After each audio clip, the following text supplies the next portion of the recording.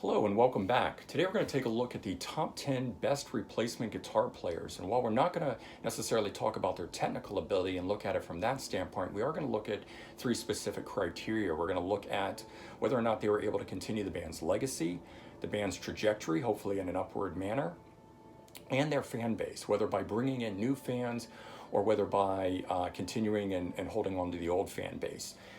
And so this is by no means a complete list or a perfect list or anything like that. And I'm sure everyone out there has their own opinions on it. And if you do, if you think there should be a different order to this or a different person that I left off, please leave me comments and let me know. All right, so let's kick this thing off. Let's jump in. Right at number 10 here, we've got Richie Faulkner replacing KK Downing and Judas Priest.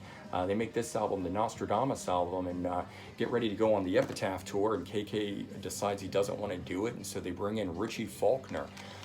He's definitely got his own style, and he's able to continue the sound of Judas Priest. They make these two albums here, and he certainly brings a new flair to the band, and the fans accept him, and they don't miss a step at all with that. All right, so in at number 9, we've got Richie Kotzen.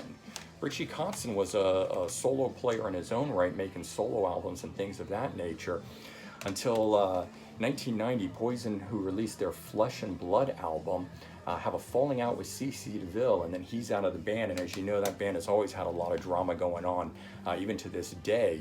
But so they hire Richie Kotzen, and then in 1993, they make this album, the Native Tongue album. And Richie's got his own style, his own flair, and he's more of an acoustic-based stuff, but it certainly fit with the 90s. And this album ends up going gold despite it being during the grunge era. And they have a top 10 hit with the song Stand, so certainly able to continue the legacy and the trajectory of the band without a problem. And then interestingly, a few years later in 99, he becomes another replacement guitar player. Got Mr. Big, they do Hey Man. And if you remember Mr. Big in the early 90s, they had the #1 single with To Be With You. So, they're still a pretty big band at this point, and touring and everything, but Paul Gilbert decides he has enough and he's out, so they hire Richie Kotzen and they record this album called Get Over in 1999. So he's been around the block and he's been out there and everything, but certainly an amazing guitar player in his own right. All right, so next at number 8, we've got Phil Campbell, who joins Motorhead. He was kind of an unknown guitarist at that point when he joins, but he's able to bring a sort of straight head driving hard rock sound. And so in 1983, Motorhead makes this, Another Perfect Day with Brian Robertson. And Brian Robertson was another replacement guitar player replacing Fast Eddie Clarke. So you got another one there, but he only stays for the one album. And so they bring him in 1984, do all the touring, but in 1986 they record this, the Orgasmatron album. And then after that, he stays with the band all the way till the very end, until Lemmy's passing. And now they're looking at being inducted in the Rock and Roll Hall of Fame, and Phil is one of them. They don't even look at him as a replacement guitar player because that's how much a part of the band this guy was. All right, number 7, we've got Steve Morris replacing Richie Blackmore in Deep Purple. So Deep Purple does a reunion album, 1993, go on tour, and they've got have a falling out again. Richie Blackmore quits the band. This is a typical story amongst those guys. But they bring in Joe Satriani, and Joe Satriani does the tour and is a great fit and everything, but because of commitments, he can't stay. So they have to look for a new guitar player, and they get Steve Morse, and then they make this record, the Perpendicular album. So Steve Morse, being an instrumental guitar player in his own right, certainly has his own style and his own flair and everything. Came from the Dixie Dregs before that and has had his own solo career. But he's definitely able to lend a sound to Deep Purple that is unique and defining as Richie Blackmore was. So he's able to continue that legacy of amazing guitar work and everything. And the fans, of course, gravitate towards him and accept him as a full-fledged member. And so Steve Morse also being another replacement guitar player in Kansas in the mid-'80s. So after the Drastic Measures album comes out, Kerry Livgren, their main writer and guitar player, decides to leave, and the band folds at that point. But in 1986, they decide to get back together, and they need a guitar player, so they bring in Steve Morse and make 2 records with him. So, Dixie Dregs, Kansas, Deep Purple, this guy's been around a lot, and certainly an amazing guitar player in his own right, and deserves to be checked out beyond just his time in Deep Purple. Okay, number 6, we've got Vivian Campbell. And Vivian Campbell starts off in Dio, and he does all three of their albums up to this point, Sacred Heart, but at this point he kind of decides he's done with that sound and that style. He wants to try something else. And that's one of Vivian's amazing talents, is he can pretty much play anything. And so he joins White Snake, and while he doesn't record on this, the 1987 album, he does do the tour, the videos, all that sort of stuff. He doesn't stick around to make an album with them, he does leave. And then around that same time, Def Leppard puts out their Hysteria album. And unfortunately, Steve Clark passes away. He had suffered from alcoholism for a long time, and it just got the better of him. And in 1992, Def Leppard goes in to make the Adrenalized album. They decide to do it as a four-piece. They don't get a new lead guitar player at that time. But by the time they go on tour for this album, they need someone, and they bring in Vivian Campbell. This guy's been around, and he can play lots of different things. Very talented guy, so he joins the band then. And the first album they make with him is the Retroactive album. And Vivian Campbell, as I said, is an amazing guitar player, can play just about anything. So he was able to bring a lot of new style and sound to the band, and was able to fit right in with them and certainly continue their legacy and trajectory. All right, so in at number 5, we've got Ron Wood. So Ron Wood, coming from the Faces before, but then the Rolling Stones, right? He's joining the Rolling Stones. So we've got this album. It's Only Rock and Roll with Mick Taylor, but Mick Taylor no longer is going to be in the band. And so they bring in Ron Wood, and Ron Wood records with them and eventually joins the band in 1974. He's just a good straight up rock player, a solid rhythm player, and good lead. You couldn't go wrong with him. And just somebody who fit perfectly, but was able to, also bring that fan base from his time in the Faces and the solo material that he had done. So he was a well-known guitar player in and of his own right throughout the late 60s and into the early 70s, and definitely able to add something to the Rolling Stones.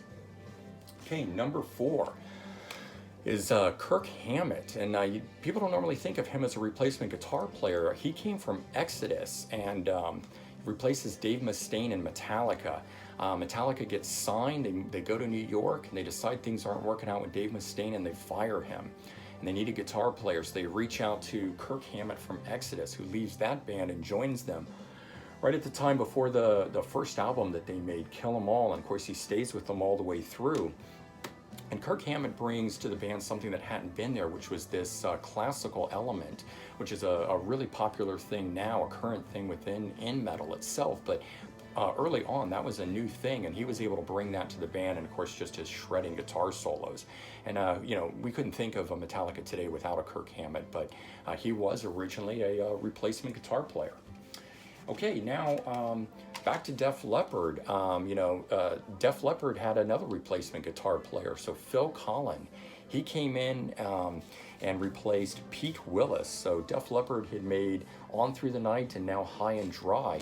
And Pete Willis, same thing, suffering from alcoholism and just not able to keep it all together while touring and whatnot. So they had to release Pete Willis, and they bring in Phil Collen. They task him with only playing 3 of the guitar solos for this album, and he blows them away with what he can do. He ends up doing 7 of the leads on this. Now, Pyromania, of course, we know this album goes on to be a huge record for them. And, it's his melodic guitar playing and unique signature sound that he was able to do and bring to the band, and definitely define who Def Leppard is. And so without Phil Collen, I don't think Def Leppard would be who they are. He really brought something to them. But before he was in Def Leppard, he was in a group called Girl, and made several albums with them. And interestingly, the lead singer of Girl is Phil Lewis, who later goes on and is a replacement singer in LA Guns and makes famous LA Guns. So that's a whole different story, but you have that there. All right, in at number 2, we've got Steve Howe. Steve Howe replaces Peter Banks in Yes. And so they make the Time and a Word album. Peter Banks is the second album that Yes does, but Peter Banks is out, and they bring in Steve Howe, and they make the Yes album. And, this really began to define what Yes sounds like. He has a much more varied, complex style, and really took them into that progressive rock element that we all know of them today, and really their signature guitar player going forward. While they have had a few others like Trevor Rabin and whatnot, Steve Howe really is the sound of Yes, and so definitely made their legacy, not only continued, but made their legacy, and certainly the fans love him in that band. Okay, and finally, number one, the number one replacement guitar player there is David Gilmour. And again, a lot of people don't realize that, but he was not an original member of Pink Floyd. Pink Floyd started with Syd Barrett as their guitar player, and they made this album, Piper at the Gates of Dawn. And you know, things were good and they were having good success with this, but you know, Syd just wasn't all there, and a little spacey in his own right. Good for the psychedelic music, not good for a working band. But they bring in David Gilmour, and David Gilmour records the next album with them, Saucer Full of Secrets. And David Gilmour just really a defining sound of the lead guitar playing, the bluesy, melodic leads that he does, but for them, really defined who they are. And again, you know, without him, there wouldn't be a Pink Floyd, and you know, certainly Roger Waters too. But we're talking about guitar players today, and David Gilmour definitely, in my opinion, the number one top replacement guitar player there is. So, all right, guys, if you like this and you have any opinions on it, or think I left somebody off, or think the order should have been slightly different, please leave me comments. Otherwise, please like and subscribe to my channel and keep up with everything. Hope everyone has a great day, and I'll talk to you all real soon. Take care.